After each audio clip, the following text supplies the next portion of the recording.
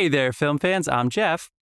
And I'm John, and Dave isn't here. And welcome back to The Love of Cinema, a pod in which we'll challenge one another to discuss movies, both new and old, with a strictly positive, critical eye. That's right. And to avoid lazy negativity, we decided to make this episode a drinking game. So anytime we say anything negative at all about this film, about each other, about how I know how Dave loves to check into hotels, you're going to hear this sound. That sound means we're taking a drink, and we hope you drink along with us. So, as Dave always says, pour yourself a glass and give it up for the films we love and perhaps the films that need some love. And then he says some joke that I'm not going to do. Cheers. Yeah, he says so much. Cheers, cheers, cheers. Mm-hmm. You know what this movie, Leon the Professional, which we're talking about because the random year generator spun 1994. And yes, it was called The Professional. 7. Dude, this is 4. 1994. We did 1997 I did watch last the movie. week. Believe it or not, I did watch the movie. Fucking hell. We did 1997 last week. I went to our podcast and I listened. And I went all the way to the end, and I was like, "Oh yeah, that's the movie we're doing." I forget every fucking week, dude. And I said The Professional, aka Leon the Professional, because it is on the screen as The Professional. But maybe it didn't want to be confused with that other movie also called The Professional from earlier. I don't know. I actually don't know. I was looking it up, and I didn't find it. I didn't care that much. It doesn't matter. We're talking about the movie Leon the Professional. I love how Dave's drink ticket's still on. I meant to buzz you, John. There you go. Sure. Yeah, I'll drink. But you know what this movie, Leon the Professional, really made me want to do? In fact, I did 10 minutes into this movie. I got up and I watered all of my plants. Every single one of them. Oh, yeah. I did think that later he was like massaging that like wet towelette on it. And I was like, ooh, I'm being so mean to my plants. I don't give them a daily massage with the water. I just spray some sometimes. I thought I was a hero for giving it some mist. But yes, that's right. So the random year generator pause and you watered your plants and came back to the movie? Yeah. Good stuff. I had seen it before, but I did hit pause. Thank you very much. I did because I was also in conversation with my fiance. So that was great too. So Dave's not here. John's going to give us a mini review in a second. He hasn't told me what it is. I'm very excited, but you listening probably know if you check the screen, because it's going to be in the episode title. We're going to do a brief recap of the year of 1994. This is actually the first time we've been there in this series. Somehow we've gone to 1997 twice, 2000 twice, or multiple times if you count before we had the random year generator. But the only time we talked about 1994 specifically was during the summer blockbuster face-off, where we took the highest grossing summer movies of every single year and pitted them against each other. 1994's highest grossing movie. John, do you remember what it was? Oh, man. It's got to be Disney's The Lion King. Yes! You're correct. Yes. Very good. That's right.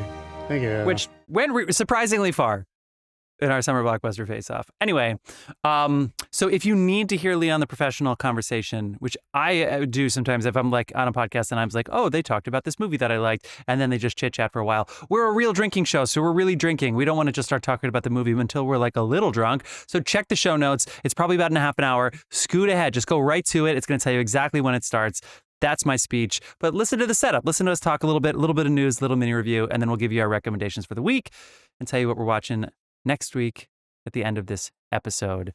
John, we do have sponsors. Would you like to give them a little attention? Sure. We do have sponsors. One of them is Carlos Barroso. He makes beer. Sometimes he sends it to Jeff and Dave, and I'm jealous. Yeah. See Barroso.beer. Check the show notes. That's his handle on the old Instagram.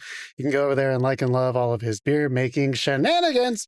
We also have a music artist in residence that gives us music for this episode. And every single episode, their name is Dasein, Dasein. You can find the music available on all the usual music platforms. Go there, like, listen, love, subscribe, download. You're welcome. Go hit it up. Dasein. Yeah. Fuck yeah. So for you listening, we've already kind of tweaked Dave's new thing where we're going to say at the beginning of the episode how we felt about the movie with a new metric, which is essentially we loved it and we give it a gold star. We thought it was good. And we give it a little smiley face. We thought it was okay. We give it a little neutral emoji face. We thought it wasn't very good. Smiley face, downward smiley, frowny face. And then we thought it was shit. So 5 ratings, basically. And John went ahead and pushed the button anyway. And so I did too. Is this not what you wanted to do? Did I do it by accident? No. That's okay. Is this what you thought? Yeah. Just to clarify this too, if anybody's watching that, you said the We're word, not watching. It was we good. Don't have the video this And week. I'm still frustrated by that because I wish it went good and then gold star. I wish good was between it was okay and gold star because I thought this movie was... We'll talk about it in a little bit, but we'll talk about it. But so far, we both gave it was okay. But I'm with you too. Okay doesn't mean it's a failing. Like 50 is a failing grade. It doesn't even mean 50. But it's like it's not. I mean, we've seen a lot of movies, and I don't think this is in that category with the other like good, not quite gold star, but really good movies we've seen. Or maybe it's just the way I watch. We'll talk about it. We're gonna have a conversation. Yeah. Don't tease me. Yeah. This is qualitative here. So. Where do you want to head, John? You want to do mini review first and then a little bit of news? Yes, for sure. All right. Surprise me. What did you see? I saw Downton Abbey, the grand finale. Get the fuck out of here. Of course, because didn't you guys watch all the Downton Abbeys recently? I've seen it. Yeah. Well, I studied the pilot of it in an editing class in school, and I came home and immediately just said, play. I mean, it was like, I am starting this thing over again, and I watched all of it again. So I've seen the whole series twice, and it is what it is, folks. If you fucking like that series and you haven't seen these movies, you should watch those movies. There's 3 of them now. So this is the final movie. It's a trilogy after the series wrapped. And it was good. It was really good. It was very enjoyable. Nice. They did a really good job with it. I thought it was it's kind of hard to end those things. And I thought they did a good job. So I saw that movie. I saw another movie in the theater my God, of course you did. I will not count as mini review, because it's a re-release of a really great movie. No. It's one of their anniversaries. I'll tell you at the end of the episode to tell you what I've been watching. How about that? Okay, because I love that just constantly re-releasing things. I know August has been... I love it too. You're especially going to be jealous that you did not see it in the theater, because I think this is one of your favorite movies. Absolutely right. Get out of here. My cousin Vinny. No, I'm kidding. I think... I forget what it is. But anyway, so Downton Abbey did not perform particularly well at the theater. It's been out for 2 weekends, right? So 2 weeks. And it did not come in the top 10 No, it did. Oh, I'm so sorry. It came in at number 4 on its second week. So it has made $31 million domestically in 2 weeks, $59 million globally. So it recouped its $50 million budget. But if you take out just, the exhibitor fees and marketing, it has not yet recouped. Was that expected? That was kind of expected, right? That it might. But is this one of those that it'll live on, after theatrical release? For sure, because all of the movies, they're all Focus features and Carnival Productions, but Focus makes them through Universal. So where do they go? NBC Universal. So it will live on there. The other 2, I think, are on that platform now, so they'll go there. I also think this has enough legs where, as you can imagine, I was not the key age demographic in that crowd. So the folks who were a generation or 2 above me, I was in a theater with them. I don't think they rush out to see movies. So I could see this straggling along and doing maybe 10 more up there on the screen, and then doing very well at home watches. But to be fair, though, and so I think this is the trick, because my parents are always looking for reasons to go to the cinema, and I don't think Demon Slayer, which just crossed $100 million in 2 weeks and $555 million globally in 2 weeks, is going to do it. I don't think it's him. I don't think it's the Conjuring movie, although I'm sure if they rented it at home, they would enjoy it. Big, Bold, Beautiful Journey seems interesting. I don't know if that's going to do it. But Downton Abbey does seem like one of those things that would get my parents out. It's just, how do you connect with them? How do you advertise? And how do you say this is coming out this week? We used to have such good ways of doing that in the 90s. And now this is 2 weeks in a row. We did 97 last week and 94 this week. I'm going to go through the year in review. But going through it, it's like, man, there were certain things we did really, really well in the 90s. And one thing was people were aware of what was going on in entertainment in the 90s, at least commercial entertainment. But I'm not going to disagree with that at all. But I also have a lot of memories because I grew up in a smallish town. I did not live in a place like LA or New York, where there were billboards and bus posters and shit everywhere. Sure. If you went to the movies regularly, you saw trailers. I'm not saying that wasn't a thing. And we had television where they showed advertisements for trailers. But you know what we really did every Thursday or Friday night? We opened our newspaper and said, what's showing this weekend? That's what I'm talking about. And same thing. You have a TV guide, which came out every single week. And then sometimes free, right? I think the TV guide might have been free. It might have just been advertising money. And then, you had the local paper and then you had a national paper. That's like what I did. And I feel like everybody did. My dad's work had New York Times, but we had Star Ledger, Home News Tribune in New Jersey. Downton is a perfect kind of movie where they didn't do tons of marketing. So you may have missed it. I think if this was back in the day and I had opened the paper and I was of the right demographic to want to see that movie, I would have been like, oh shit, the new Downton movie's out. Right. I'm going to see it. And all I would have needed to do was open my paper to be like, I want to see a movie. So I guess the real question is, are we saying what is going to distract people away from their other distractions to get them into the theater? Or are we no longer in a place where we're actually wanting to see a movie this weekend? What's showing? Do you know what I mean? I think it's unfortunate. I think it's the latter. I think a lot of people aren't saying like, let's go see a movie this weekend. And then they look up the movies like we used to do. I wasn't necessarily counting down to opening weekends when I was a kid. I only saw a few like true opening weekend or first day showings. I see. Were you like that? I don't feel like I anticipated too many depends. of them. I mean, I remember going to like the sports awards in my high school and my friend being like, I'm going to see Batman. It was Batman Begins. And be like, oh shit, right, that's coming out this week. And we went. So, and then I saw Pirates of the Caribbean. And it was the same thing, Finding Nemo, where it was like kind of last minute, but it was like, it's coming out this week. Oh yeah. But I didn't necessarily plan it out weeks in advance, but there were a decent amount of times that we did do that. Yeah. I mean, also my brother's birthday was July 2nd. So it's like there's always a big movie that weekend and he usually wanted to go. So there were a number of big releases that I remember seeing in a packed Air Force One we talked about from 1997. That theater was fucking packed when I saw it. And I kept asking my mom what was going on. And all she probably wanted to say, shut the fuck up. Yeah, this is They're in a plane that's getting hijacked. Shut up. Like, you're going to be fine. Anyway, funny. Okay, that's my wait, one more thing about your editing class about Downton Abbey. Why is it that the Gilded Age is not as good as Downton Abbey? I don't know. It seems like it's a similar format and everything, but what is it?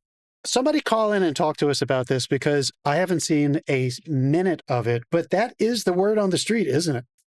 I mean there are people that love it, but I feel like they love it in the sense that but they know Bridgerton isn't actual good highbrow entertainment. It is like almost like smuttier. It's, you know what? It's the Desperate Housewives where it's like dramatized soap that's not ER. It's not, the premium shows that were out in the early 2000s, but people appreciated that it was like, it kind of seemed like that, even though it was really just a soap.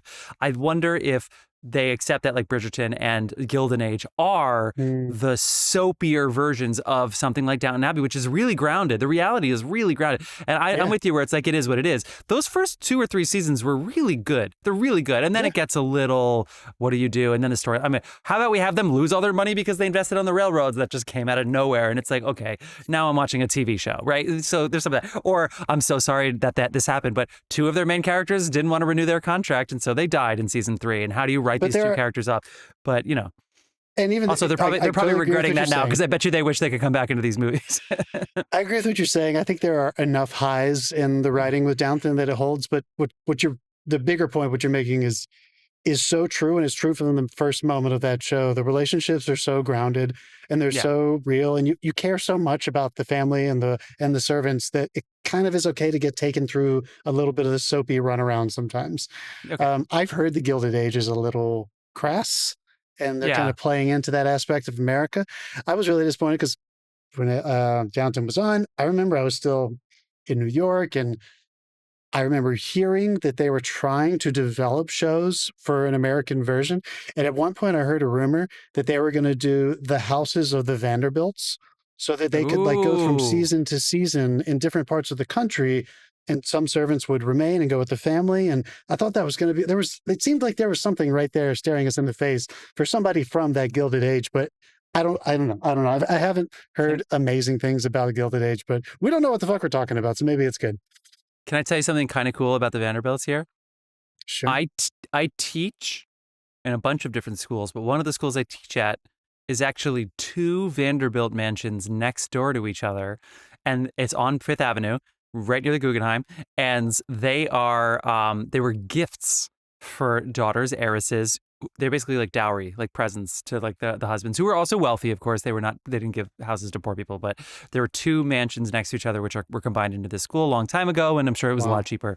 But so every now and then I'm in there and I'm like, man, you can't chew gum in there because they don't want you to like mess up the architecture. Like literally gum is forbidden because it's a historic building, like literally like registry, historic, and the 2 mansions combined, Vanderbilts. So I would love that, because even though how fucked up it is that they monopolize so many different industries, whether it was railroad or oil or all the Carnegies, and they also loved art. So it's so it makes a good TV show that they were like willing to be generous. They were willing to make some compromises and be like, okay, we're going to fuck over a lot of people so we can have this Gilded Age, this Enlightened, where we have $1 million and there's 1 million poor people in the street that we're going to do nothing about. But we're also going to curate the best art, and we're going to have open doors to museums that we're funding. And it just would create good drama. I'm not saying it's good in actuality and like political life. It would create great drama. I love how it was always like the women in those families. Isn't the MoMA in New York? Yeah. It was one of the nieces of the what the fuck are their names? Oh geez, Rockefellers. And she donated it. Is that amazing? I mean, yeah, I don't hear stories about any of the men doing shit like that. Which is why I haven't heard of the Elon Musk library. Oh, sorry.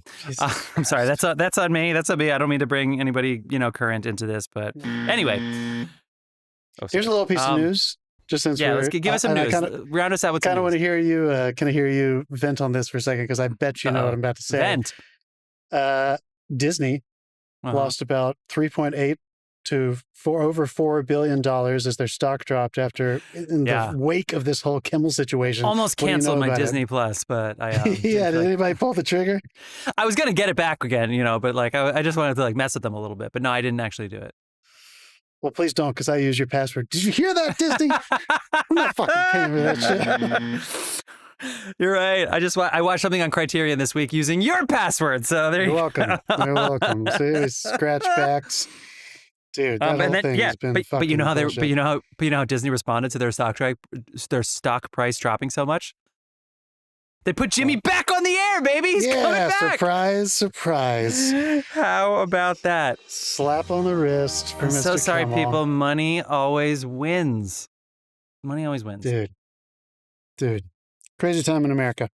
Terrified all the time. Well, how about some good news? Please. I believe somebody, John, this was your bit of news. Some surprising member took over the union that you should be a member of already if you're not. But trying to get in. Yeah. We have a new president of the DGA, and his name, he's a lesser known director. He's up and coming. Chris Nolan. Never heard of him. Chris fucking Nolan. We literally just talked about Memento. Wait, we did 2097, so 91 is next. Yes, we just talked about Memento. Go ahead. I mean, he's just, everyone knows who he is. It's supposedly, I've tried to do a little bit of reading about this. It's not that big of a deal in terms of statistics, but it's not super often. It's a little unusual where an A-lister in their prime takes that position.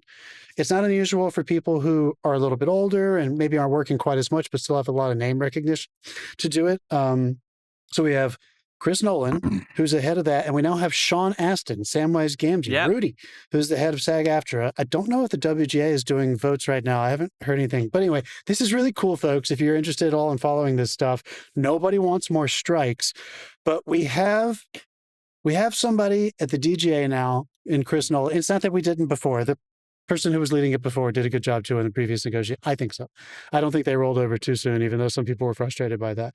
But we have a filmmaker who is got an enormous amount of clout behind him, and everyone knows where he stands in terms of his desperate attempt to use practical application and try in ways of embracing technology responsibly while still putting practical elements first. So we're all kind of hoping, I think, that when the DGA has to negotiate, which they will do before the other guilds, if things go normally, with the producers guilds, he will either maintain or even maybe tighten the belt a little bit more and help put some new language in to try to solidify how that stuff happens, because these rules are now getting a little bit more fluid. But the DGA left it here last time, and I'll just say what is a terrible synopsis of a bunch of fine print. The directors have control over how they use AI. How does that terms in application in terms of hiring? Does that mean that they literally can control a pipeline below them and how other people will use it because they're technically the decision maker on a project? I'm hoping things like that will get hammered out a little bit more clearly. But anyway, Chris Nolan, congratulations, head of the DGA. What's up, dude? Just for some context for people, I feel like recently the heads of the DGA, including Leslie Linka Glatter, who was the head from 21 to 25, and then Thomas Schlamm before her, and Paris Barclay before him. so since 2013, were TV directors primarily. Not to say they didn't make films or didn't want to, but it's basically workhorse directors that have worked with a lot of different people and worked with writers and producers, which makes total sense. You had Taylor Hackford before that, who obviously is a big film director. But historically, you've had Oscar winners Robert Wise. You've had Frank Capra, Joe Mankiewicz, George Stevens, Frank Capra. And so I feel like we're now back in the age where, yes, it's great to have a director who's a workhorse director, but having someone really powerful and famous, obviously worked for the SAG, it worked for Fran Drescher. And so at least to rally the troops, I think, to speak. DJ is a much smaller union than SAG-AFTRA. But No. Imagine this scenario, folks, because this is literally what happens. The heads of the guilds and unions with their lawyers, but it is them. They don't disappear. It's not just lawyers go and talk. The heads, the faces of these unions and these guilds go and meet with the other ones when they're in these negotiations. So specifically the Producers Guild, which is the studios. We're talking about the most valuable filmmaker alive right now. Looking them in the eye and saying, that's not going to work for us. And that's good, I think that matters. I think that fucking matters, dude. And from a PR perspective, we weren't in the room, but during the last strikes where the Writers Guild and the SAG-AFTRA Guild struck at the same time, DGA signed an agreement right away. And I feel like there were a lot of people in the sister union, so to speak, who were a little confused about that. That was like, where's the solidarity? Since I bet you a lot of members of the DGA are also in the WGA, if not also, not too many SAG-AFTRA, but probably WGA. But more so, is it a PGA thing? And are the DGA and the PGA kind of in line with the producers? Obviously, because the PGA, and then the writers, and so I just feel like there was confusion about it. And so having Chris Nolan be very powerful and being very open, as you're saying, about his point of view, it can only be good for all of the unions, I think. I don't know if he's been hard on actors. I don't know if maybe he's making an epic right now that he would appreciate some cheap labor. I don't know. But he also has had budgets, so he's kind of in an unfair advantage in that particular case. He's not Peter Jackson doing The Lord of the Rings and trying to do it on a shoestring budget, making 3 movies at once. But anyway, I'm very curious. But you're optimistic and you are more involved in this, so you give it your endorsement so far? We'll see. I think it'd be surprising I'd be surprised if he rolled over and just said, no, AI's here and there's nothing we can do about it. I think he's going to try to put reasonable things in. Anyway, we'll see. We talked about this so much. Dave, I wish we had this video clip. Damn it, fucking Dave, for not being here. That would be great to give your glowing director's endorsement. Chris Nolan. Not that he needs anybody's endorsement, but very curious about Sean Astin too as the SAG-AFTRA president. Me very too. Curious. I'm very curious. I think. Come on, Samwise, dude. You know what I want him to say? Beautiful. I want him to come out and talk about how they didn't pay the actors on Lord of the Rings. That would be really great. He's not going to do it. It would be really fun if he was like, they went to New Zealand partly because they didn't really have to pay the people there. They already had healthcare anyway, anything too. They just showed up for coffee, pizza, and like $20 and they were good. Yep. All right, John. Are you ready to get into our 1994 year in review, which again, you're hearing from scratch because we just did it during the summer box office face-off. So you already nailed what the highest grossing movie of the summer is. Do you think that was the highest grossing movie of the year? Are there any other contenders that you think could have made more money than The Lion King? More money than The Lion King? God, I don't know. But I have no doubt that Forrest Gump did very well. No, don't look at it. Don't look. No. It's 2000 something, but I promise I will guess anyway. Okay, well, we're going to guess in the 2000. Now I know what time mash means. That's time machine. Dave, you couldn't fit all 7 letters into my box? Dave, that's for you. Oh, that's funny. That's good. Okay, sorry. Was The Lion King the highest grossing movie or did something else? Or just guess another movie and see if it was number 2. I'll give you credit. I guessed Forrest Gump. I know it did well. Gushing. Yo! Okay, so The Lion King was definitely by far the highest grossing movie of 1994, coming in at $771 million worldwide on a domestic haul of $312 million. $312 million was almost as much as Forrest Gump made internationally, which was $329 million, which was the domestic haul, and this is Box Office Mojo. So either Forrest Gump did shit abroad or Box Office Mojo said, we don't trust your receipts. But either way, I think we can safely say there was no way that it was going to catch The Lion King. How even in if you had the Broadway show too, even with Forrest Gump doing so well online, on streaming, on rentals, on VHS, whatever, fucking Lion King just keeps making it makes $2 million a week just on Broadway, and there are 2 national tours. Okay, wow. This fucking show makes hundreds of millions of dollars a year still, and that's their gross. They have a big run dump cost. Truck of money. By the way, Lion King on Broadway is fucking awesome. They added songs, and they took Hans Zimmer's score and built songs out of them. It's so good. This song, I never saw it. I never saw the stage production. I know the soundtrack very well. They turned that into a song, and it's fucking awesome. There's some good shit in that. Okay, anyway, that's the top 2 here at the box office. Now, a lot of these, again, it's 1994, but Box Office Mojo is who I went with, and they're a little iffy. I feel like a lot of their domestic shares are 100% on here, which means that we don't have good international numbers, but I'm going to stick with what we got. And I promise you I was looking for worldwide grosses. But number 3, according to Box Office Mojo, is True Lies. Comes in at number 3. Followed very closely by, are you fucking kidding me? Family Guy would have a field day with this. The Santa Claus with Tim Allen. Number 4. I watched that it's movie really fun. It's really fun. No, and Max Casella, the child actor from Newsies, who is now like a character actor. He could be the next Sean Astin for all we know. He's in a bunch of shows. And the guy who's in Marvelous Mrs. Maisel. He's in Vice, and he's in a lot of things. The guy who's the head elf. Santa Claus of the Santa Claus. Bernard, and he's in Oppenheimer. He's in the studio. He's the agent in the studio. I think is that not the same guy? Is that the same guy? I thought you were talking about Tim Allen's son in the Santa Claus. I didn't know his name. No. Oh shit, I gotta find this. You're saying in the Santa Claus, his name is Bernard? You remember his name? Yeah. He's the head elf. David. David Krumholtz. That's who I'm talking. Yes, that's exactly what I'm talking about. We're on the same page. Fucking funny, dude. He is so funny. Well, and come on, child star, and he's kind of a teen in that. All right, I think that's enough. Yeah. He has very adult energy for like a teenage elf who's probably like 800 years old or something. Is it Doogie Howser? What show? He's on another. Maybe it's not. He's in Newsies, but he's a child star for sure. But he's a workhorse actor now. He's on Mrs. Maisel. He's on a bunch of shows. He was on another New York show that I saw recently. But yes, Oppenheimer, fucking great. I'm so great. Even though everybody made scale in Christopher Nolan's Oppenheimer because they had too many actors to pay. Of course. Downey probably got paid less than he should too. Anyway, maybe not. Maybe he had a bonus if I win an Oscar. For once. $10 million. Yeah. The Flintstones.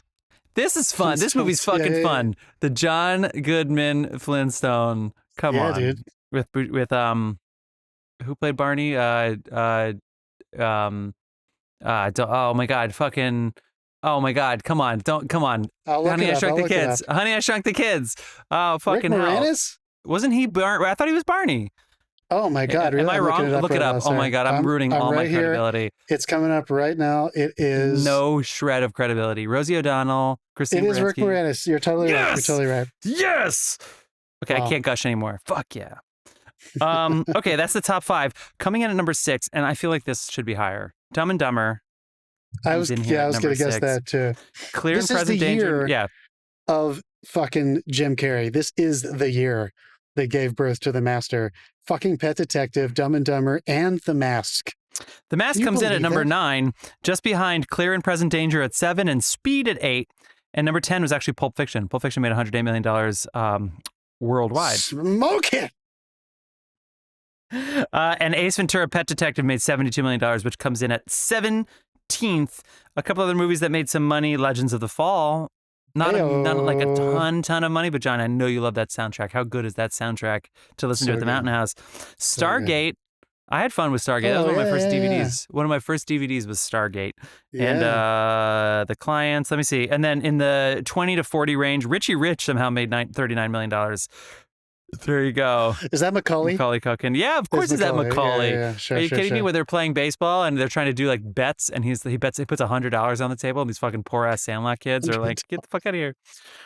Naked Gun, 33 1/3, Little Rascals, 4 Weddings and a Funeral, all made decent money. And guess what? So did Time Cop and D2, The Mighty Ducks. City Slickers 2 did not do particularly well, but it was on here, as was The Jungle Book. How about The Little Giants?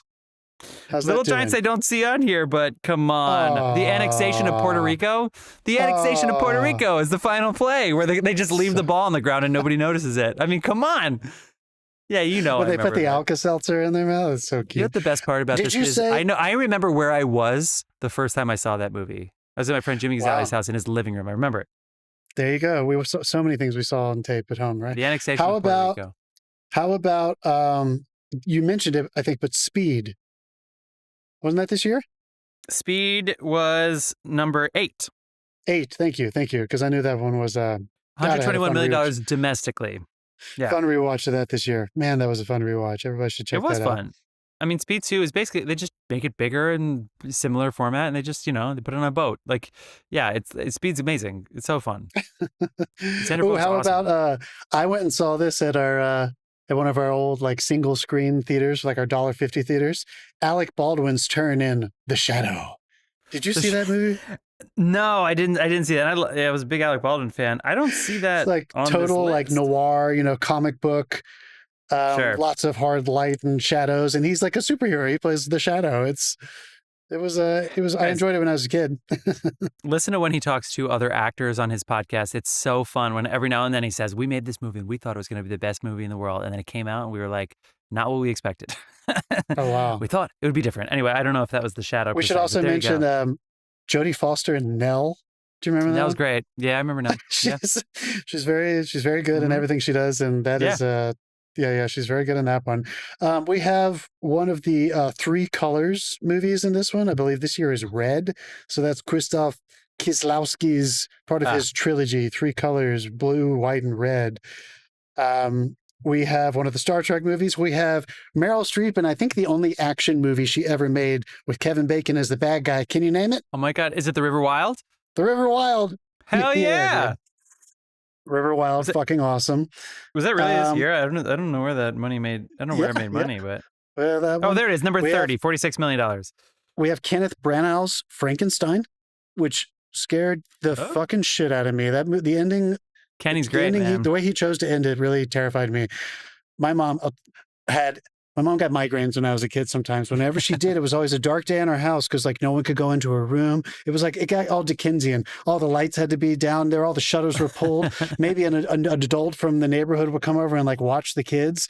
And I was like watching alone when I was like 6 years old, like on television, the TV cut of Frankenstein, and it ends and it's a terrifying ending, really scary about like existential death and stuff. And I was super scared and I couldn't run in and give my mom a hug, and it messed me up for a little bit. You had to deal with it on your own. I had to deal with it on my own. It was a tough day. Muriel's Wedding. Dave. They're trying to make that a musical. Dave, fuck you. Are they making that a fucking musical? They're trying. God almighty. Milk Money. Super fun. That got me a little aroused as a boy. Do you know what that's about? Right. No. Melanie Griffith plays a prostitute, and it's about a group of young boys befriend a prostitute and start like paying her to like show them stuff and teach them about sexuality. But it's not that explicit. It's just a nod to it. And I was still like, oh my goodness. I mean, of course. Did Ituma Matembien learn from that? For real though, they took it to like a whole other level. Yeah. Yeah, she's not a prostitute. Shut up. Oh boy. And you know what else? Interview with the fucking Vampire, dude. Yeah. I love those books. I read them when I was young, and I love the score to this movie. A lot of people at the time and since then have been like, really, Tom Cruise is Lestat, but I still think it's worth watching. I want to fire off a bunch just to show everybody how great it was when Blockbuster and just cable TV were around. The Air Up There, Lassie, Angels in the Outfield, Little Giants you mentioned, Little Big League, Airheads, The Little Rascals, Camp Nowhere, the Olsen Twins, How the West Was Fun. Come on. Junior, The Page Master, Street Fighter, My Father the Hero with Gerard Depardieu and Katherine Heigl, Blank Check, Body Snatchers, My Girl with Macaulay Culkin dying from the bees, fucking knocked people out, right? Blue Chips with Nick Nolte and Shaq. Hey. Come on. Reality Bites, The Chase, The Ref, which we did on an episode, like a Christmas episode one time, which is ridiculous. So weird. Yeah. We talked about D2. We're talking Thumbelina. We're talking House of Spirits. I mean, I have a whole list here. I can't get through all these. Renaissance Man with Danny DeVito, where it's like his version, his like cheap version of Dead Poet Society. I mean, Natural Born Killers. There's Bullets Over Broadway, The Scout. I mean, are you fucking kidding me? Like, I'm gonna name so many movies that came out in '94. And I'm going to name 3 more, and these will be it. I promise. For me. Ed Wood is one of Tim Burton's lesser known films. Johnny Depp in the lead role. Fucking touching movie. It's so good. Quiz Show. I'm going to name 4. Quiz Show. The Usual Suspects. Yeah. And fuck yeah, I didn't even say that. Yeah. And The Shawshank Redemption. Shawshank, baby.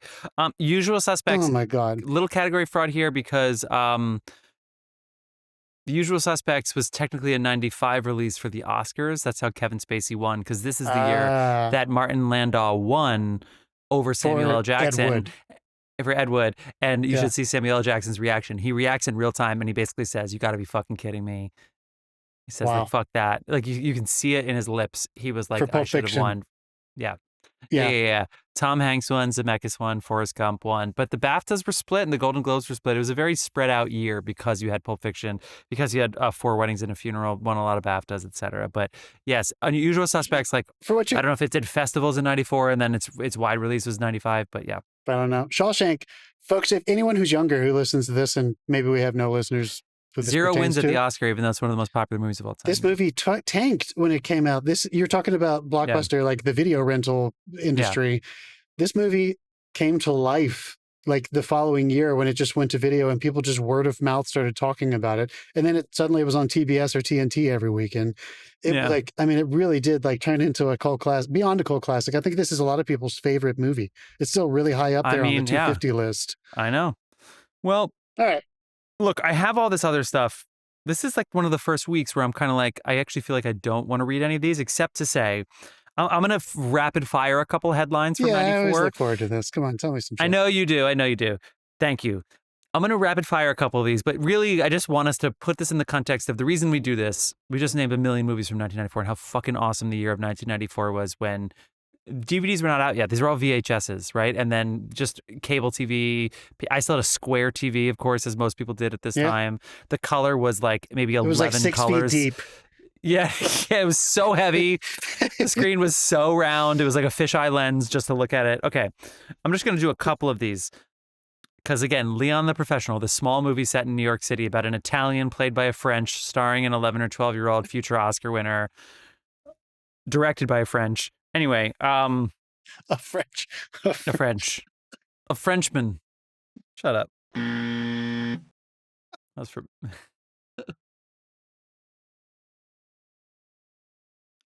Nelson Mandela was elected as South Africa's first black president. We know the story about that. That's incredible. The Channel Tunnel opens connecting England and France. Holy shit. Important. We got a French director. 94, 31 miles under the English Channel. Can you imagine 31 miles under that? I did not know that happened in our lifetime, dude. I did not know that. Wow. 94. 94. O.J. Simpson's infamous car chase was June 17th, 1994, with O.J. Simpson and, in the white Bronco, Ron Goldman. How about this? 1994, Jeff Bezos founded Amazon. Oh my God. It was initially an online bookstore, motherfucker. The first smartphone came out this year. It was a Simon Personal Communicator by IBM. Sorry, IBM, you guys fucked it up. Really dropped the ball there, guys. Yeah. Netscape Navigator launches. Yahoo is founded, and the Sony PlayStation debuts. Look at all that tech shit that happens here in 1994. Oh my God. In cultural news, Friends, The Lion King, and Kurt Cobain's tragic death happen.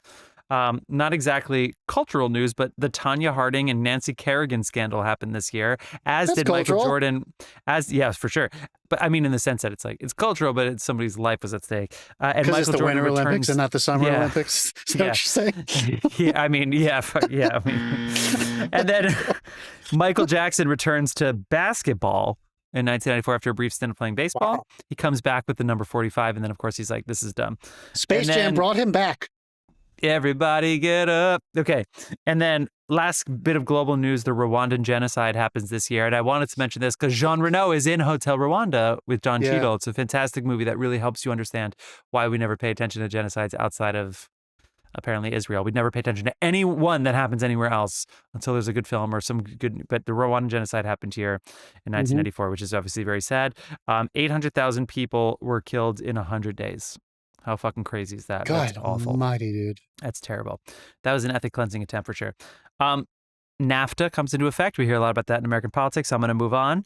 And then the Republicans win the House after Clinton. You know, it always happens. Clinton won in 92, and then the Republicans took the House in 94. This is the year of Gingrich, isn't it? Fucking Newt. Well, he becomes the Speaker of the House in 94, if I remember correctly. Yeah. Yes. And And then he basically said, let's do nothing the Democrats do and blame them for shit, for everything. Yeah. We're going to do nothing and blame them for nothing getting done. And it's been working for them ever since. Oh, man. Yeah. Fuck.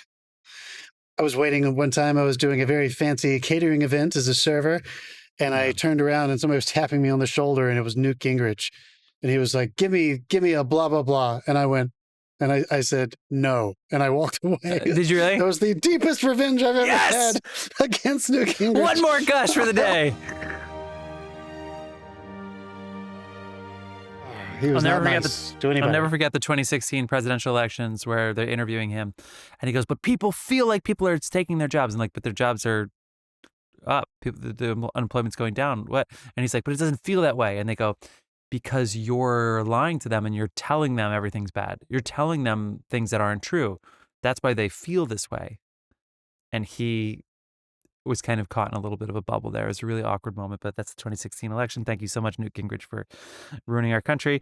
Let's move on.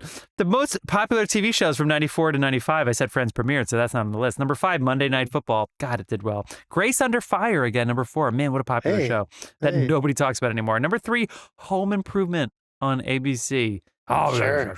Yes. With the Santa Claus the same year. Good year, Tim. I don't think so, Tim.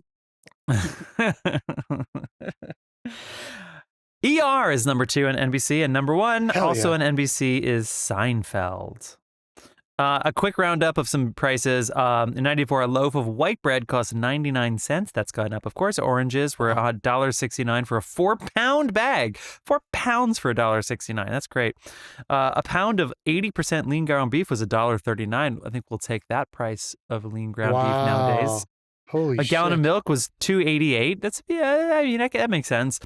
Eggs were 87 cents a dozen, and Kraft mayonnaise was $1.79. 87 cents a dozen? For eggs, yeah. This was not that that's long right. ago. Oh yeah, but God. think about how those chickens were treated. In 1994.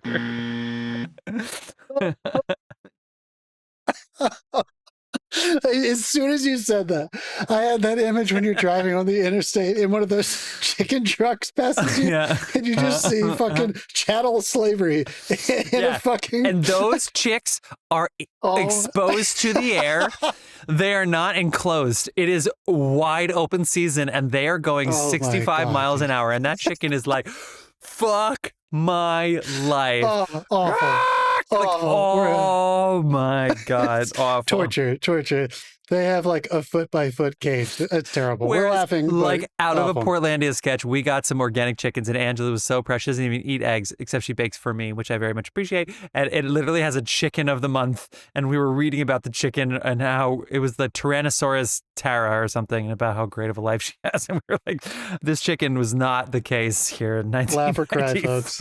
That is such a good Portlandia sketch. That's so good. They needed to go to the farm to meet the chicken before. Isn't Jason Segel the... Jason Segel's the guy running the farm, yeah. Sudeikis. Sorry, you're right. Sudeikis. Yeah, he's running the farm. You had me convinced. Let's see. The 2 best-selling cars were a Dodge Intrepid at $17,000 and a Toyota Camry at $14,985. The Dodge Intrepid? Really? One of the top-selling cars. Again, Dodge, you fucked it up. You had a good thing going. Toyota Camry, you're doing fine. The average price of a gallon of gas, I'm so sorry to say, John, was $1.11. $1.11. A first class stamp was 29 cents. Wow, cents. 29 cents. Fucking hell. I said 30 minutes last week, 43 this week. Median household income, $32,000, and the cost of a new home was $154,000. Oh my God. Would life be better if the average home was up fucking $154,000? Just to give you an idea, because we're on Zillow all the fucking time over here. The average home prices here were just a couple more 100,000 than that. It was like 3 to 4 or 5 maybe for the stuff that costs, millions now. Well, with the prices, I'll just say I make a lot more than $32,000 a year, and I have nothing to show for it. I mean, I have a great home and everything, but that money fucking vanishes. In 1994, I hope I could have kept some of my you're not accruing wealth. No. You're not making wealth. The more you make, the more you owe. People, the more you make, the more you owe. Federal minimum wage $4.25. Dumb. All right. Top 10 food and beverage trends to round us out. Are you ready? This is according to hubpages.com. Are you ready? I still need a drum roll thing on my thing here, but number 10. Oh, I don't see blow pops, but that's good. It's from Charms. So right. Cut. Was that 30 Rock? What is that? That's the commercial for blow pops. That's on me because I love blow pops. I can't believe I didn't know that. Okay. Oh God, it's too good. Okay. Number 10, Pillsbury Toaster Strudel. Oh, hey, that made its appearance last week or 2 weeks ago, didn't it? Because Dave was like, "What are those?" God, you're right. The toaster strudel. Dude, you've never had a toaster strudel? Was that 90? It was either 2000 or 97. Yeah, it was the Memento episode. We got to give him one. For sure. We got to give him one. For sure. Delicious. 97. Melody Pops. Melody Pops comes in here at number 9. Number 8, and I have no idea. Number 8, another returning champion, Lunchables. Now, Lunchables has been higher on this list before, but here it comes in at number 8. We all have cancer. Because we are eating stuff that was made in a lab. That is not meat. You have to think about it. You know what's crazy? Think about this. We've all gotten like turkey slices. We've all gotten turkey slices. And I love when people are like, this is processed. And they're like, I love it. And it took me a while too, to be fair, but it's like, that's processed. And they're like, what?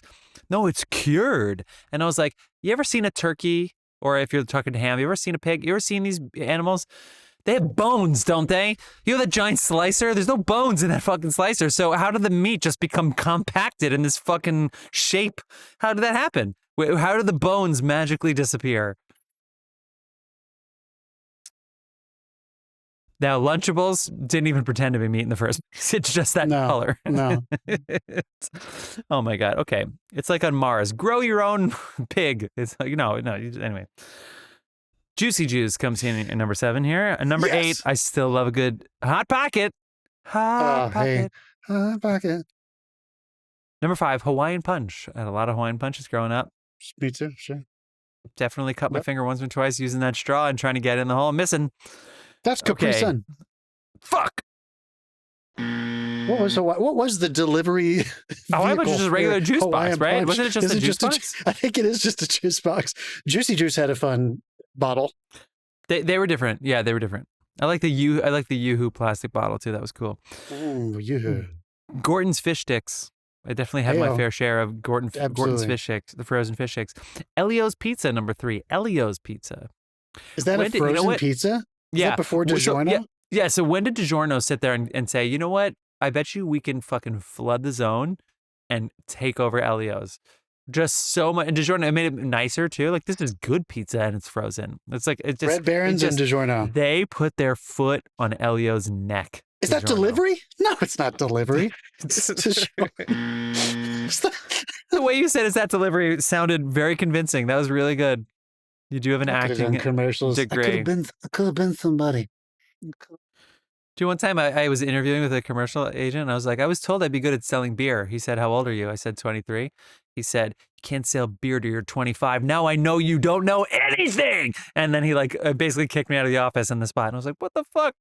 Mike Flannery told me I could sell beer. Fuck that guy. He was a piece of shit. Guess what agency he was with, John? Atlas Talent Agency. Atlas Talent. Yeah, I was going to say, it had to be the go-to commercial voiceover agency of New York City. To be fair, his mom went to the senior center with my mom, and that's how I got this meeting. And that is not the way somebody from a top agency wants to get a meeting with somebody. Woo! They kept trying to send me on... Their mom with dementia sends this kid to your office is not the way you want to get somebody. I was with them for a while and I kept getting into fights with them because they kept trying to send me on voiceover gigs for industrials for ExxonMobil and other large gas companies. And they just didn't understand why I didn't want to do that. They were like, but it's money. And I was like, money talks. Sure. Number 2. Chicken Caesar salad. Yes. I had a great one 2 days ago. Delicious. You love your meat now that you are not a vegetarian anymore. It's amazing. I don't need it in every meal, but a chicken Caesar is a pretty good. Come on, good. And salad. Number one. I guess we could always do the gripe timer for this if we really needed to. But number 1. There's no button I can push to make this more interesting. How about this? Did you hear that? I didn't hear it at all. No, I didn't hear anything. What are you fucking doing? I'll just make Fuck you, John. Sure, that works. I tried to do mine, but mine didn't work.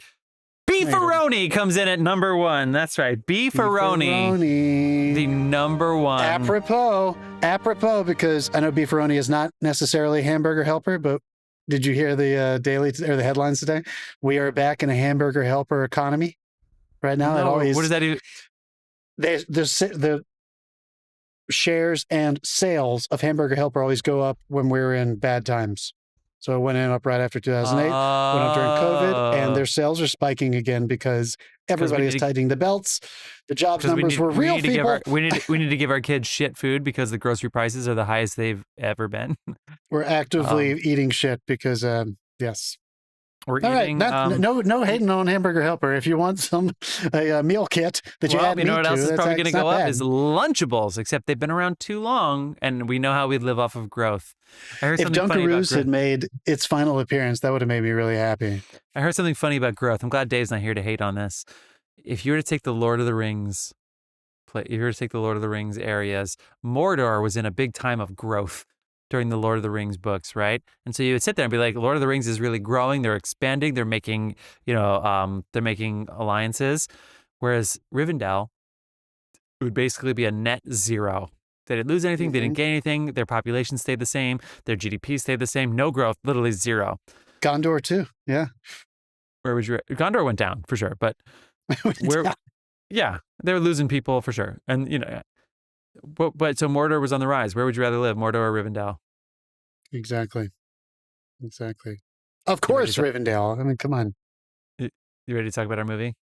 Absolutely. All right.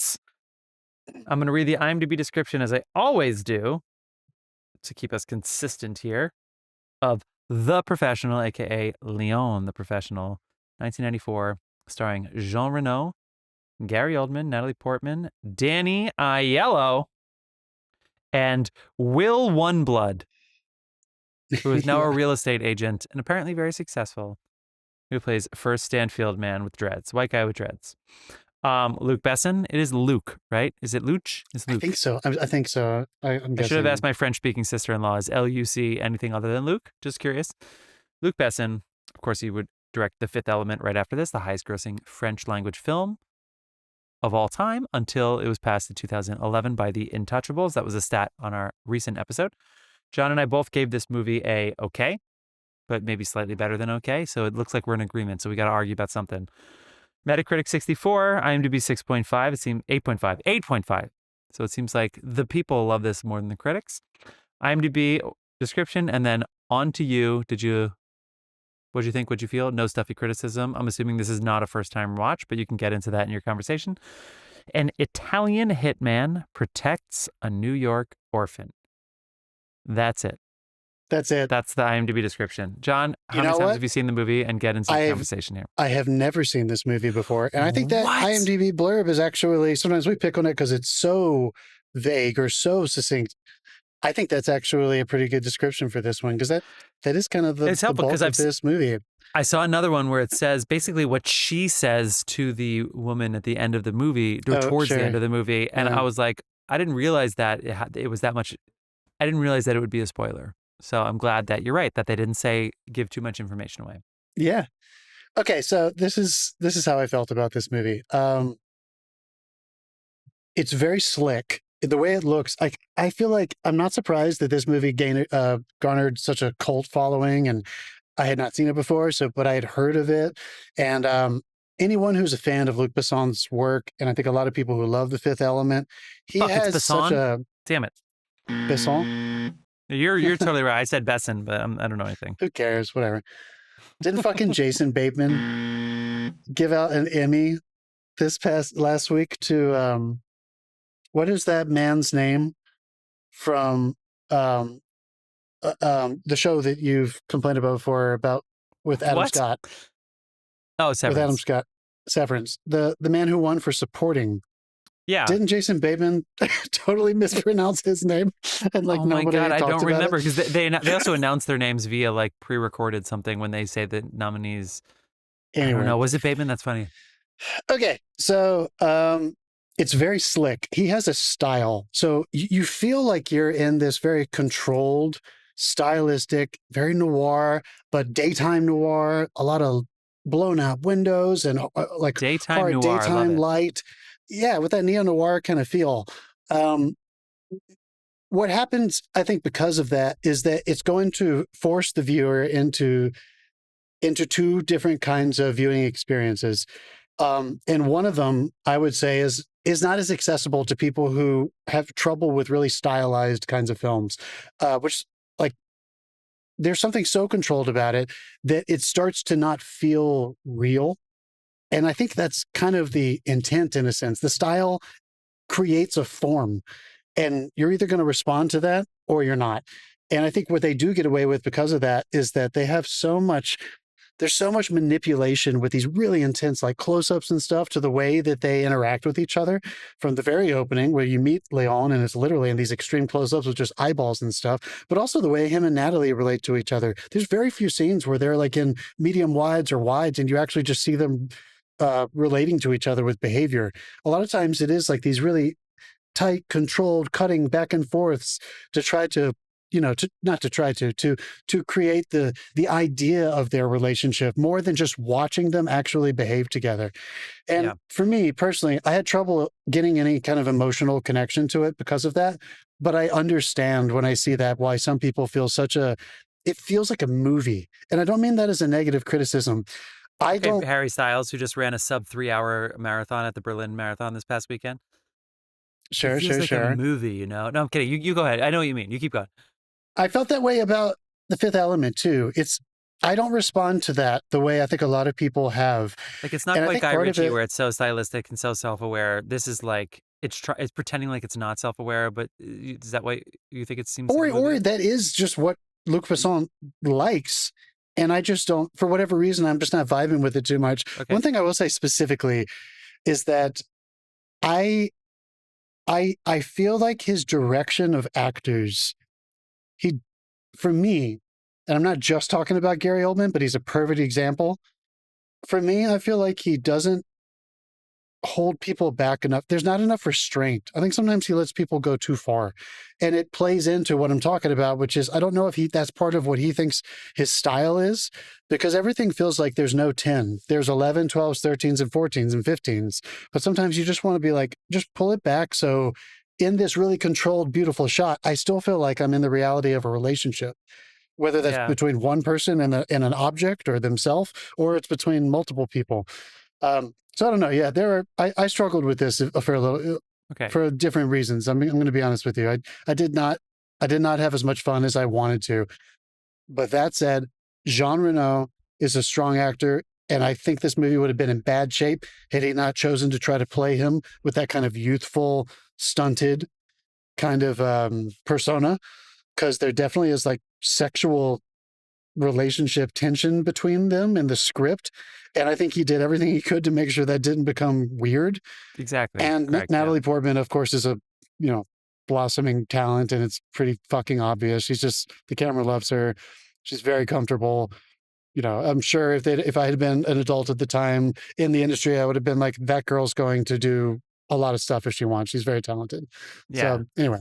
So this is probably my third time seeing this all the way through. Although again, this has come up now 3 weeks in a row, because we did 2000, 97, and then 94 in a row, where movies would be on. And I maybe I have a short-term memory. I just would flip through channels a lot and then linger on things. So I would see like clips or scenes. It's not exactly YouTube because that wasn't curated for me, but I've seen bits and pieces of this movie a lot, but at least 2 times all the way through. And this is probably my least that I've enjoyed the movie, so I am just at an okay. But there are certain things, and I think you actually kind of hit the nail right on the head when you said it's slick. And I for some reason, with the way you're describing it, I'm seeing like Guy Ritchie movie in my head with the slickness of it and with the absurd, over-the-top characters like Gary Oldman specifically. And even some of the action is pretty grounded, but some of the action is like really boisterous. That opening sequence, it's almost different than the action later in the movie, where when you really get to know Jean Reno, and it's like it seems like it matters more, which I guess is probably a good that's a compliment to Luc Besson, you know, in that when you know Jean Reno, and then the violence is closer to home, so to speak, because it literally is closer to home. The two different sequences of violence, not Jean Reno as the hitman, but Jean Reno as the sort of observer of the second one, where Natalie Portman comes home and her family, etc. And then the one, you know, towards the end, those big 3 set pieces or so. But I think to me, there's sort of like 3 elements to this, and it's hard for me to not separate them. Number one is the slickness, the way that it just looks amazing. Even this is another one of those where I listened with my headphones because my headphones sound great. And I got to listen with my big 65-inch TV, and I got to tune the rest of the world out and just have it right in my ears, and it was totally great. And Angela would be like, "This looks great. That looks so cool." And I'd be like, "You're fucking right." Like, and she's not even listening to it, right? That was cool. So the way it looked, it was very slick. So in that regard, I really liked it again this time. Number 2 is Jean Reno, and you're right, John. He's a stud, and Natalie Portman too. She's incredible. It's not even just that the camera loves her. I mean, that scene where she goes to the door and knocks on the door and says, "Please let me in." I mean, that is really good work. That's really great work. And then the third part is the sexualization of it, and so it's tricky because half of me is like, this does happen in real life. Adults and children have relationships that are a little strange, and romanticized per se. And so, you know, it's a lens into reality that it's like, I don't know what the line is with cinema to that, but what I saw on film, if I just try to put all biases and all that kind of stuff out the window and just see what I saw as far as that relationship is concerned, it was really well done. And you're right. I think Jean Reno helped a lot. If I were to guess, having seen this 3 times, and Luc Besson did say this is loosely, not that I should be giving this away too soon, but it's loosely based off of his relationship with his second wife, who was like 15 when they met and like 16 when they were like married with a kid. So not great. And as far as like, if you back away from the lens of the movie, then all of a sudden you're like, it makes you almost not want to watch the movie here in 2025. But forgetting that and coming back in, it seemed really grounded and really, really realistic. Maybe the close-ups were a little close, and maybe he was encouraging a little too much, but it felt real. It felt great. And Jean Reno be deciding, even though he was a hitman, that he was a little slow. And that's like the one thing he's brilliant at, is cleaning, as he says. I bought that. And so that's it. I don't know. I was in a weird push and pull. But so those are the 3 different things that I was having trouble kind of wrapping my head around. But ultimately, the reason I settled to 0, to kind of neutral on this, is because of Luc Besson, where I really felt like he wanted Gary Oldman to be over the top. Jean Reno and Natalie Portman, he wanted to capture this relationship in a way that was pushing boundaries, not just, and I'm not saying like, again, like whether it's inappropriate, but it just in the sense that it just seemed like they were just trying to push buttons with that relationship. And he was really pushing the level of how grounded it was. And some of the humor, like, you know how much I love to check in because he doesn't know how to read and write. And, oh, he's dead, or he's my lover. Like, some of those things worked, but on the whole, it didn't grip me this time. It felt a little strange.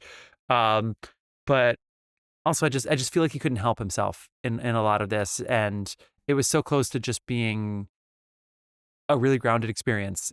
And for some reason, I wasn't as compelled by this time that I saw it. And that's it. Yeah. That's my initial review.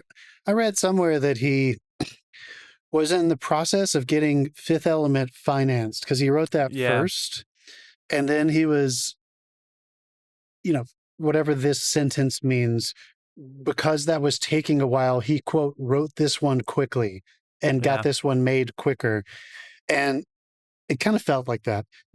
Not to put on my screenwriter's cap, but that is right what I do professionally. And the Act 2, that's why this IMDb blurb is actually quite accurate. I didn't know what was happening in Act 2. Nothing new seemed to be happening. I just didn't feel like their relationship changed enough, other than, and this is, I think, one reason why people had so much, it's not just objectively from a distance, not even seeing the movie, you might be uncomfortable with the sexualization of a young female girl and an older man, no matter how the older man is playing it, and it doesn't matter. I think dramaturgically, the only thing that gets introduced in Act 2 is that she says, "I'm falling in love with you." Like, I think there's an argument for that. I'm not trying to be cynical, but he shows her how to water his plants. before the hearty part of Act 2, she states immediately, I want you to teach me how to do what you do. So we already know that that's a given. So the actual relationship growth in Act 2, there's just not much other stuff that happens. So I guess there was a part of me that felt kind of isolated in, okay, I'm supposed to go, I'm supposed to zoom further in to the little parts of dynamics of their relationship. And what am I waiting for? I wasn't sure. And then she said it. And she told me that, like, oh, this is about a young woman falling in love with an older man. And it's not only that's kind of all he told me. Well, I was just going to say, so the IMDb blurb is an Italian hitman protects a New York orphan. Let's take a look at Act 2. And you just laid it out. And I was going to say this, but you laid it out and you kind of beat me to what I was going to say. Is that true? Is that what this movie's about? Or is this about a hitman who falls in love with a 12-year-old? Or even not in love, like, again, because it's, I think Jean Reno did a really good job of working with it. But where it went from I'm protecting you to, I don't even want to say like lover relationship, but like they clearly have this, let's say father-daughter. That's what the movie's about. Them developing whatever this relationship is. That is what the movie is about, right? I know he's protecting her and maybe he gets lost in it and you could argue that like he is protecting her and he just gets lost in the father-daughter stuff because he never had a family, blah, blah, blah, blah, blah, blah. But it seems like the movie is the relationship and not the protection. Did he really protect? I mean, he did in that moment. He did in that moment, but then it becomes a vengeance tale.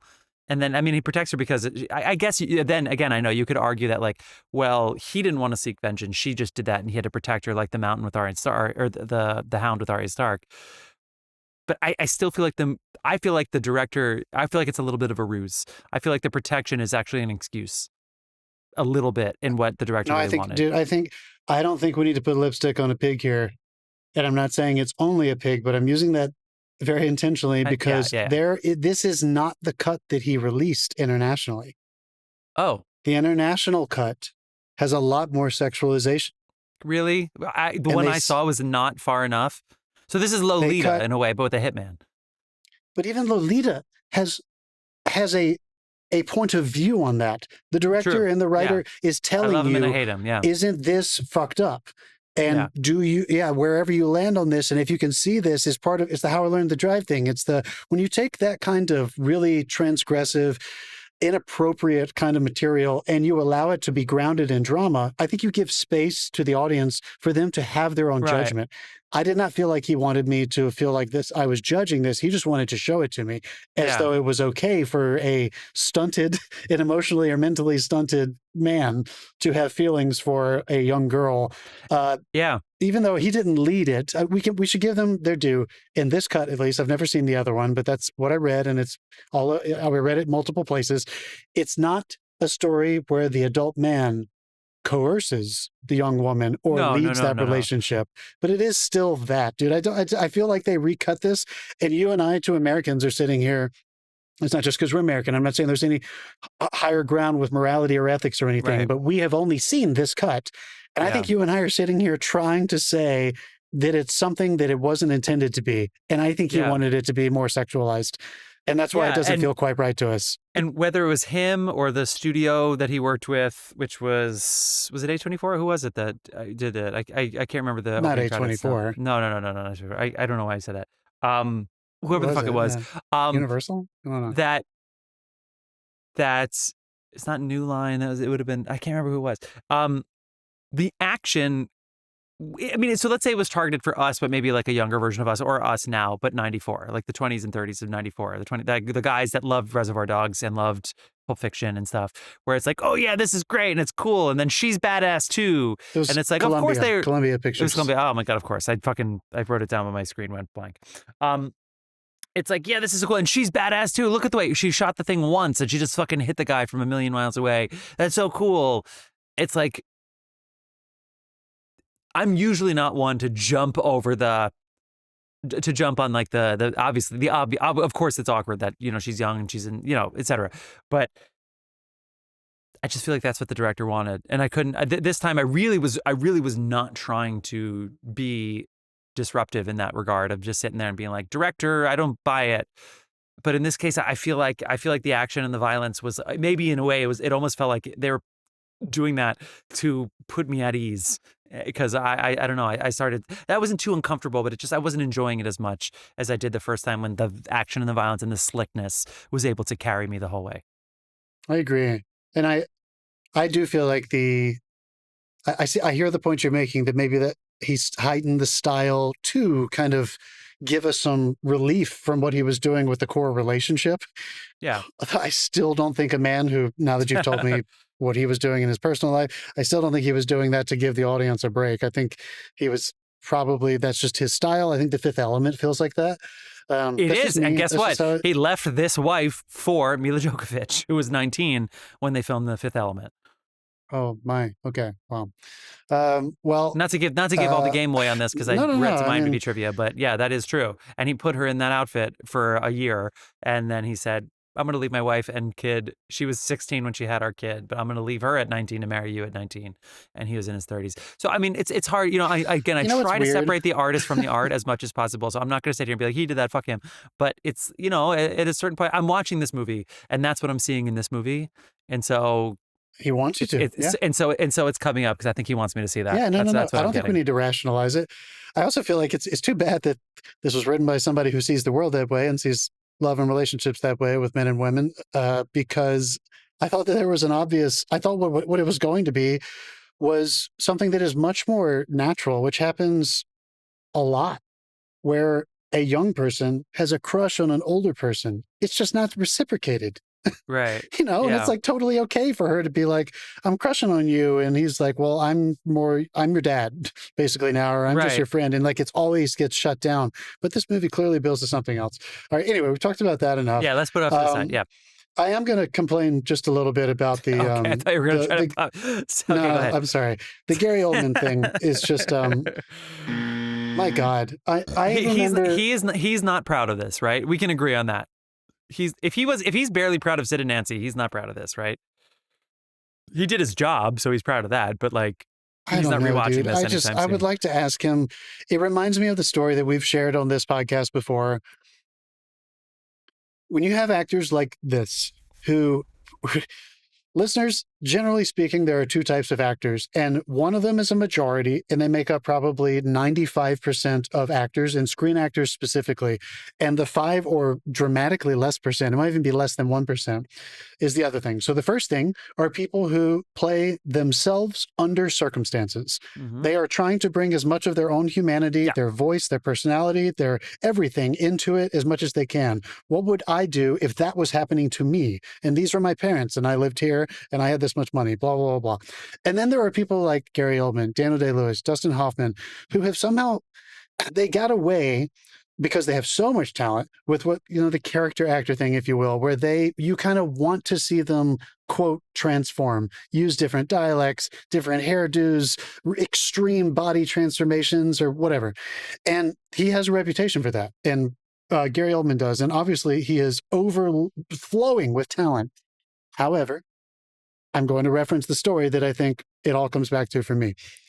On the first week of There Will Be Blood, Paul Thomas Anderson, at 29 years old, went up to Daniel Day-Lewis, Academy Award winner. He was older than 29 by then. He was 30 when he made it. He was 29 when he wrote it. What? I thought he was like 20 when he did Boogie Nights, 26, and this is 10 years later. Anyway, it doesn't matter. You keep going. Was he 33? Anyway, it doesn't matter. Hold us accountable. The point is, he was not super old, and Daniel was older than him, and Daniel was considered one of the greatest actors on earth, like Gary Oldman. And after the first week of shooting, he pulled Daniel aside and said, "You need to see the dailies." And Daniel Day-Lewis does not watch dailies. Yeah.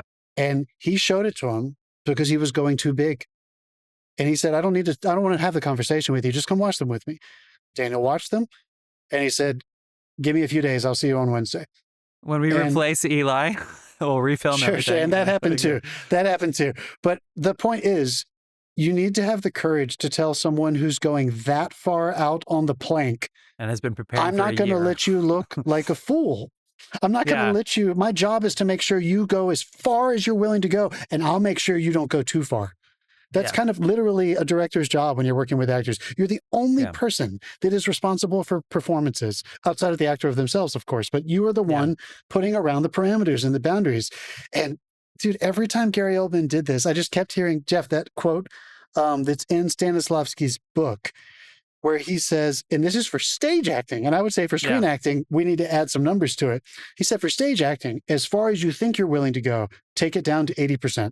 Whatever you think your 100 is, go 80. For screen acting, I usually say go more like 60, maybe even fucking 50 or 40. But you need to know what 100 feels like, but just play it at 60 is probably what I would say to a contemporary actor that has trouble breaking out. But yes. I just feel like Gary's, what he let Gary do ended up fucking with the pace so much that But how about this? I think it's Luke's fault. I think he said bigger, more, bigger, be wilder. That's what I'm saying. That's what I'm saying. I don't think it's Gary's fault. I think he said I want bigger. Ultimately, it's always a director's fault. We cast them. We help direct. But sometimes an actor goes, "I'm going to go big, and let's see what happens on the wide." You go big on the wide, and then it's like, okay, let's scale it down for the wide. Let's do that, and then you can edit it together. And when you get to the close up, it's a little smaller, of course. Anyway, but I did just keep. I could every single time. I kept consciously thinking like, I really want to see what all those choices look like at 80 or 70 or 60%. Yeah. My favorite moment of his, and I'm not picking on him. Like obviously I still believed him. It just, I almost didn't believe him. You know what I mean? Like there were moments where he was so on the edges and I was like, I'm not sure. My favorite moment in the whole movie of his is when he says shit right before he gets blown up at the end. And it was so subtle. It was so small. It was great. It was so small. It was so subtle, but I still saw that character that he had developed in that moment. And obviously I'm sure Luke was like, wouldn't that be fun if he's small right there? He doesn't scream shit, and I don't know. The only reason I'm saying I'm zeroing in on Gary is because I think there's some truth to this with a lot of the way he let the performances kind of go wide. And I'm not saying over the top necessarily. I'm just saying sometimes they took a little longer than they could have been tightened up. Everything that went a part of this approach ended up affecting the pace so much that for me, I felt like the performances, not necessarily the editing, the performances and the way they were directed and the way that they were acted added too much, like 10 extra minutes to the movie. And maybe it was a Gary thing too, because I actually thought Danny Aiello did a pretty good job of staying somewhat contained to the point where he's like, I'll give you $100. And it's like, wait, I thought he got $5,000 a kill and he killed a lot of people. So clearly Danny Aiello's ripping them off. He was like in another movie for me. Yeah. And I'm not blaming him. I just thought... And that opening sequence was a different movie too, but as intentional, right? You don't even see him during some of those action sequences where you don't see. There was a lot of smart stuff done directorially with Jean Reno. With Gary Oldman, it kind of seemed like they just wanted a fly on the wall. What's interesting for Gary Oldman is to do this movie and then do The Fifth Element. So I wonder if it was like, wait a second, I got a movie where you can be that big and it's going to work even better. Like I wonder, like, because he's huge in The Fifth Element too. But I would almost think he would be, because again, Sid and Nancy, he has said, I'm not proud of this because I was just big and it wasn't smart, it wasn't clever. I just wanted to break out and I wanted to make these extreme choices, and I did that. But I don't know if it made the movie any better. It's sort of how he has described his experience with Sid and Nancy. This was like his first big movie, and he was a theater actor. He couldn't believe that was his break, right? He thought it would be like Shakespeare, right? And so with this, it's weird that this is the box that he's in now, which is a box that clearly he is trying to fucking break out of. He's murdering people and he's so shamelessly using that shotgun on children, and it turns out he's a DEA agent. It's wild and crazy. And again, I have Guy Ritchie's the only comp that I have for something that's even close to this. And it's not quite full Guy Ritchie on this movie, but I'm sure you're right. And I'm sure that Gary Oldman's not 100% proud, even though he's only a good actor could do what he did, but it just doesn't work for the movie as well as, again, it's pomp and circumstance, because it's probably exciting on screen to see that, but it's not apples to apples. And we certainly don't need to compare all movies, whether or not they share some elements or genre with some of the greatest movies ever made, but right down the street in a similar genre and a different director's approach on this was a movie like Pulp Fiction of the same year. Right. And you had some really large performances and you had a bunch of violence. You had some elements with sexuality and stuff there's some taboo and and I just feel like there's something to be said when you watch this just in your gut. Do you feel like something is working or not within the style and parameters that they're trying to put on it? And for me, I was in and out of this. I do not want to come off like I hated this or anything. I see why people respond to this movie. It's the same way that I see why people respond to some of his other films. But there were just too many hurdles where I don't know if I ever felt really emotionally affected. And that's kind of my only real Even if that emotional effect is, fuck yeah, that was fun. I want to feel some kind of an emotional response. Yeah. And it just didn't really get there for me, which is too bad. So, but whatever. Let's finish with the legacy, which is Jean Reno and Natalie Portman and Gary Oldman too, but and specifically them two are fucking awesome. Jean Reno would go into Mission Impossible. He would go into a bunch of other things. Mostly character actor for sure, but he was in Mission. He got some big movies out of this. And Natalie fucking Portman. I mean, this is one of the best child actor performances of all time on screen, right? This is like she's the next Jodie Foster, and guess what? You could argue that she is. You could argue that she was. Jodie Foster maybe is on a slightly different level, but Natalie Portman's in the ballpark for sure if she's not up there.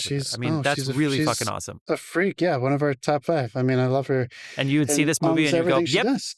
Yeah, she made the leap. Imagine, she was fucking awesome. I would imagine her screen tests were just her like crying all the time. Like I'm sure they needed to make sure a child could go there, and I'll go back to the door. Went there. For her to have that understanding of knowing that her apartment is getting destroyed and her family's getting murdered, and she goes right to his place like it's totally normal, and then she's like trying to hold it in while she's losing it and saying, please open the door.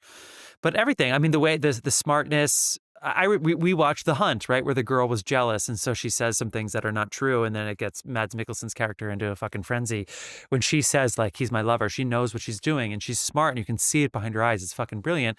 And then one of my favorite moments in the whole movie is when she's following Gary Oldman's car in the taxi, and the taxi driver's like, we're like, oh, I'm assuming you want me to like follow that guy and whatever. You want me to break all the laws on the way? And she goes, no, drive slow, stop at the red lights. Now take the $100 and shut the fuck up, okay?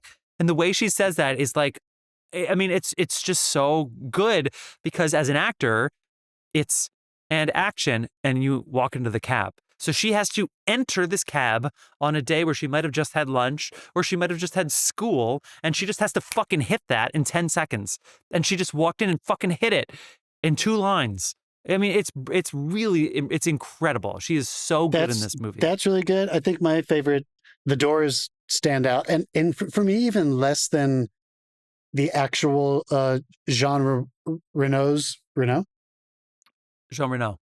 Yeah, Jean Reno. Not necessarily when she's crying at the door, which is good. Yeah. That's a very movie moment. And then the door opens and there's bright lights on her face. The way she played, which is so subtle, the way she played walking past her apartment was fantastic. That's right. I thought she her eyes just dart that way for a second and then she keeps going and she doesn't overplay the tears yet. Like she just knows what she has to do. Right. And you can tell she's terrified. That was really good. I also loved when Gary is fucking chewing it up in the bathroom. Yeah. And there's no scenery left in that fucking bathroom. And she is still and scared, but she doesn't give up too much fear. Yeah. Like it was such a good balance. I don't know what he said to her, or if that's just all instinct, but I believed it. Yeah. She was afraid of him, but she didn't like cower. And when she realizes she got, she can't run and hide. She can't make excuses anymore. So her slight turn in there is really well done. Is really well done. I also really love, really beautiful. I'm going to give it up to this guy I mentioned before with a funny name. The white guy with dreads, Willie Oneblood, when he's in there and Gary Oldman shoves the gun at his face. Because these moments I feel like are always underplayed because the actor, it's just hard to play someone's pointing a gun at you on it just as an actor it's really hard to play. Like you could actually die and that moment of like, holy shit, I might die. But when Gary Oldman pulls the gun away and you see the life, like you see like he got the breath as if like his ghost left his body and comes back in. He's like, oh, jeez, fucking Christ, man. Like I actually thought that was a really good moment too.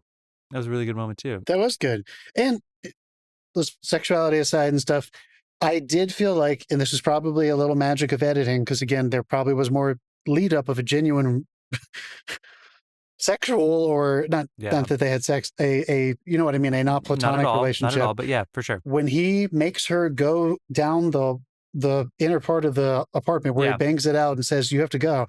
That's a big moment for them. And I thought that was well edited. And I believed the performance that he says, I love you in that moment. She's already said it to him. And that's his time when he finally says it to her.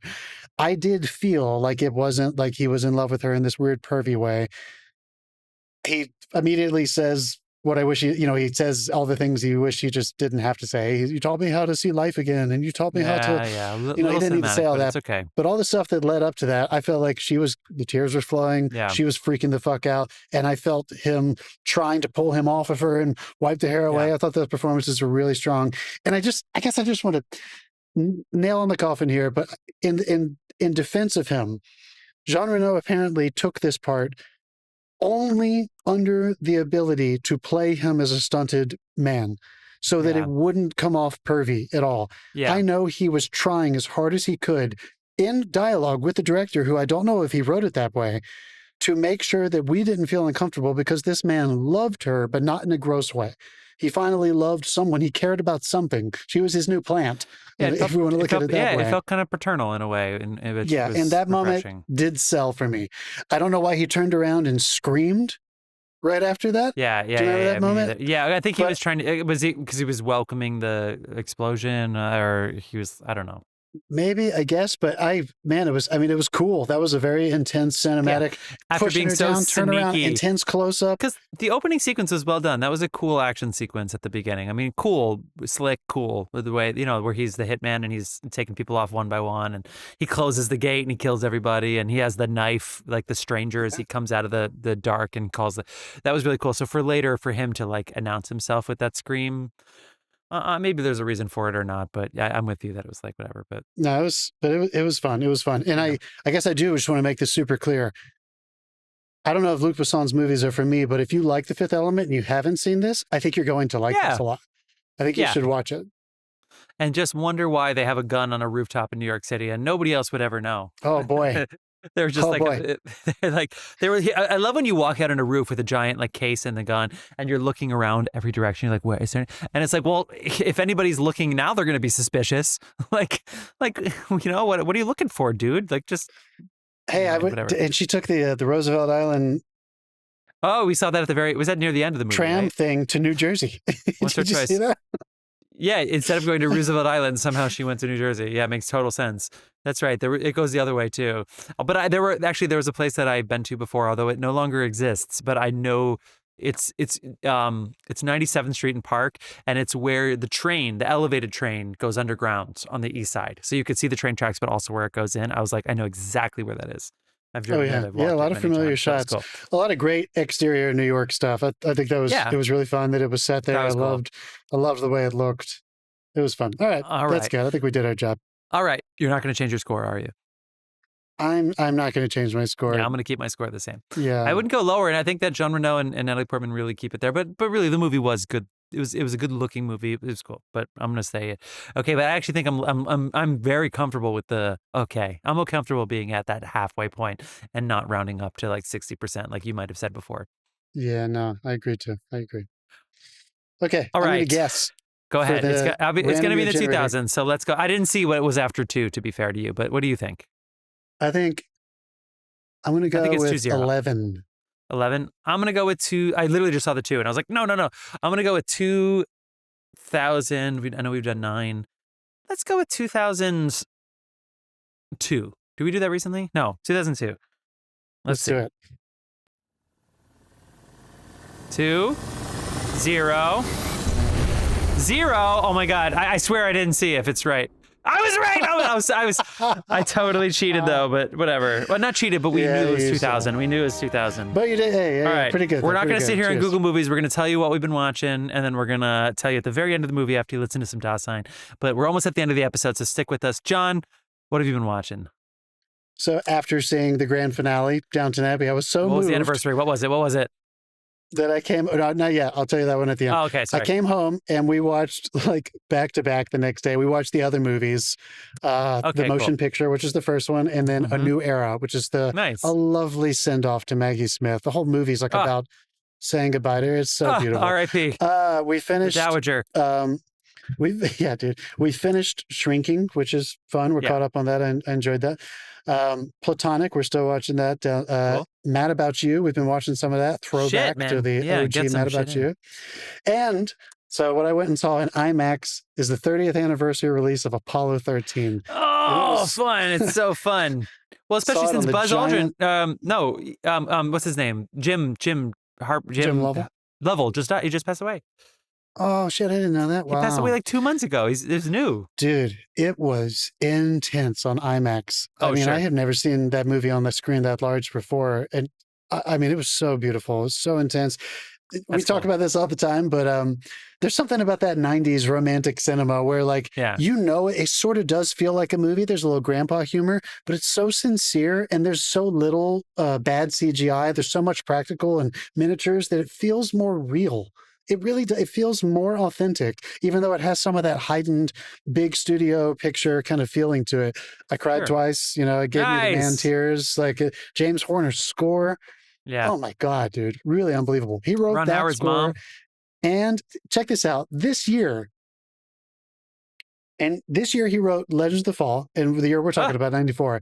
The next year he wrote Braveheart and Apollo 13. What? All within 2 years. Jesus Christ. And both of them were nominated for Best Picture, and it's just pretty incredible. I had an amazing time. I thought of you. I know you love that movie. We do. We talked about it in 2020, fall of 2020, an old episode. Go back. We were very drunk when we talked about it.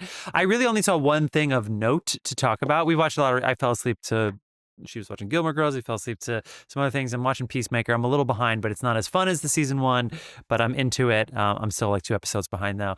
But the big thing I watched, obviously Robert Redford passed away, which we didn't talk about at the beginning of the show.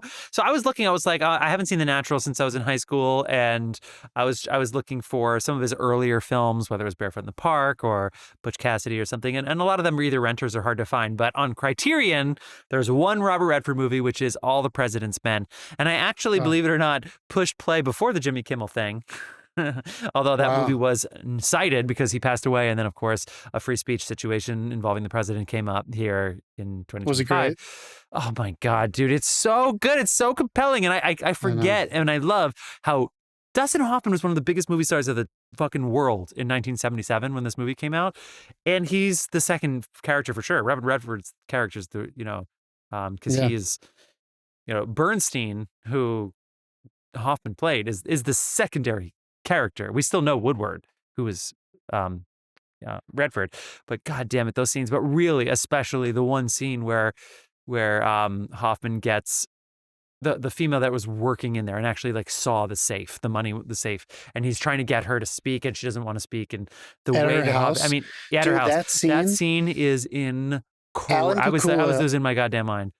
Alan Pakula directed that, and I watched this documentary on him last year, and the actress who plays that woman, she tells the story about how she came to set, and he looked at her and he was like, you're really good. No hair, no makeup, no costume, just go and sit down. Yeah, good.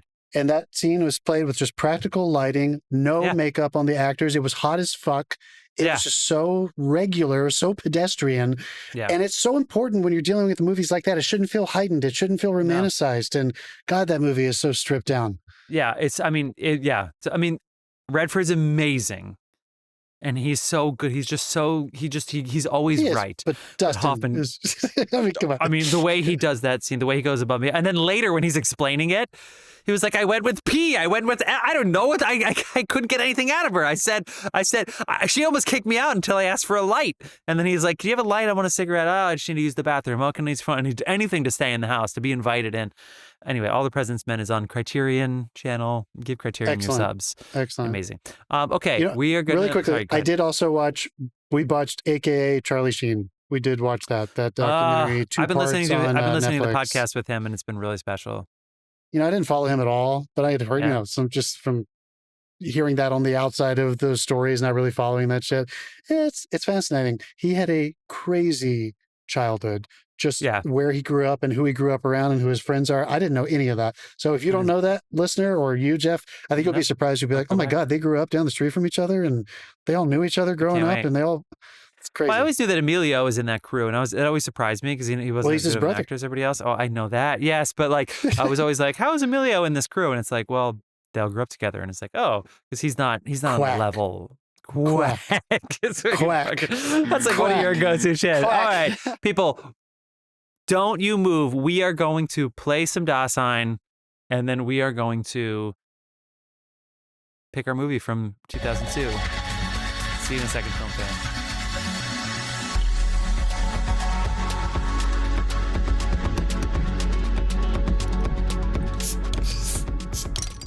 And we're back. I didn't hear that at all. So did you hear that? Yeah, it'll spike in my thing. We're back. Okay. We're back. We're back. John, why don't you go ahead and introduce the movie we're doing? I will. So next weekend, this coming weekend, is the premiere weekend of Paul Thomas Anderson's One Battle After Another. So we thought we would give a little ode to Mr. PTA, and we are going to do 2002's Punch Drunk Love. You're goddamn right. It's available on the Criterion. If anybody has that channel, it's also available, for free with ads on Pluto, and I think they get like Tubi and things like that, or for rentals. It's also in Canopy, if anybody has a fucking Canopy subscription. Get that library card. Let's go. Support your local library, just like the Vanderbilts do, but no billionaires today do. John, anything else you want to say before we head off? Dave, that's for you. Fuck you. Fuck you. Fuck you, David. Fuck you, John. See you There's next a crock week, on the film track.